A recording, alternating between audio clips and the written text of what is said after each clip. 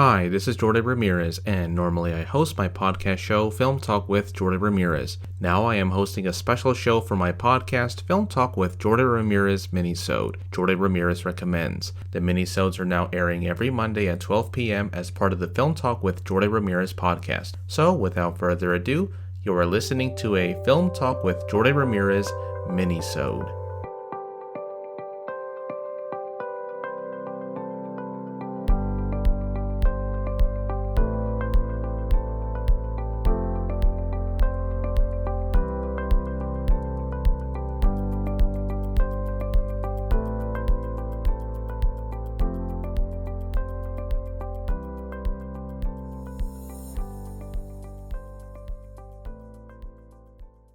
This film was recommended by David Soto, a subscriber/listener of the podcast. It is the supernatural horror film The Omen, directed by Richard Donner from 1976, starring Gregory Peck and Lee Remick. Robert Thorne, played by Gregory Peck, and Kathy Thorne, played by Lee Remick, welcomed their son Damien. Robert was previously the ambassador in Italy and is now being promoted to being the ambassador to Great Britain. And just as the Thornes are getting acquainted with their new lives in Great Britain, a series of bizarre and strange murders and incidents start to occur. Only a few people know about why these strange phenomenons are going on, and only Robert Thorne must know the truth about his son's real birth parents before it is too late. It is a film that, as I watch it, is both ridiculous and disturbing at the same time. The premise of the story feels so ridiculous, along with its bizarre supernatural elements, that it is supposed to signify that Robert Thorne's adopted son is the Antichrist that is now walking the earth. But overall, it is an impressively well-made horror picture, with Gilbert Taylor's spectacular cinematography for those wide and medium shots, as well as some of the really effective close-up shots of some of the actors on screen, especially with the eyes. In terms of the acting in the film, I admire Gregory Peck in his performance as Robert Thorne, the American ambassador who was unaware that his own child was the Antichrist, but I believe that Peck was able to pull it off in his performance. I would also give the same admiration to Lee Remick. Their performances in the film, along with the rest of the supporting cast, was what held this film together despite the story being somewhat ludicrous. What I also liked about this film is the direction by Richard Donner.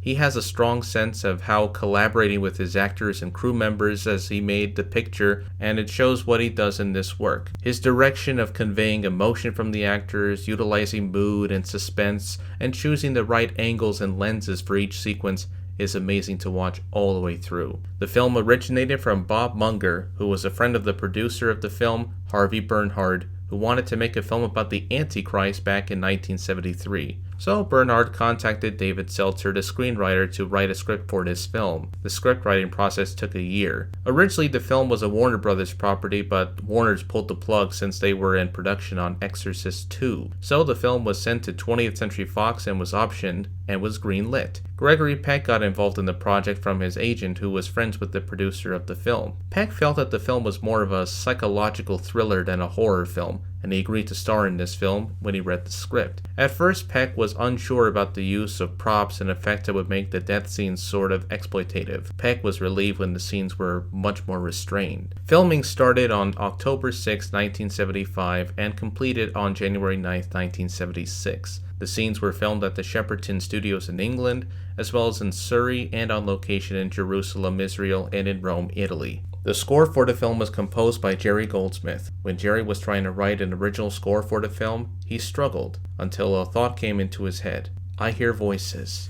That's when Jerry started to use an orchestral chorus or choir that featured Latin chants as part of the score, and he won an Academy Award, his solo Oscar. The film was released on June 25, 1976, and became a financial and commercial success.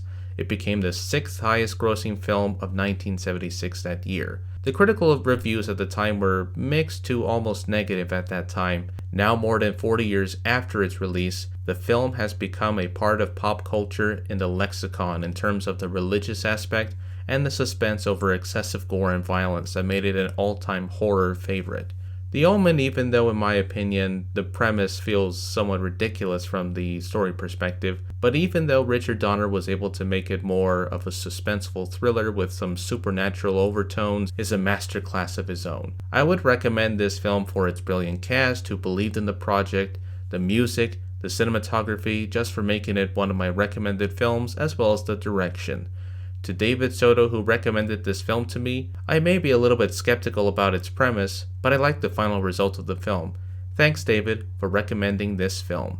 On the next episode of Film Talk with Jordan Ramirez, an absurdist French comedy, Deerskin, from 2019, directed by Quentin Dupieux.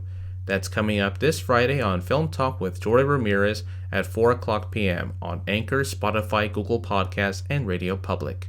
This has been a Film Talk with Jordan Ramirez Minisode. Tune into the Minisodes every Monday at 12 p.m. and Film Talk with Jordan Ramirez every Friday at 4 p.m. on Anchor, Spotify, Google Podcasts, and Radio Public. If you are on Spotify, make sure to like and subscribe to keep this show going. And make sure to recommend your friends and family members to tune into this podcast. I also have my own YouTube channel, Film Talk with Jordan Ramirez, where you can watch my video podcast, and make sure to like and subscribe, and also leave a comment to make sure to recommend some more films that I haven't seen for my next podcast. And until then, I'll see you at the movies.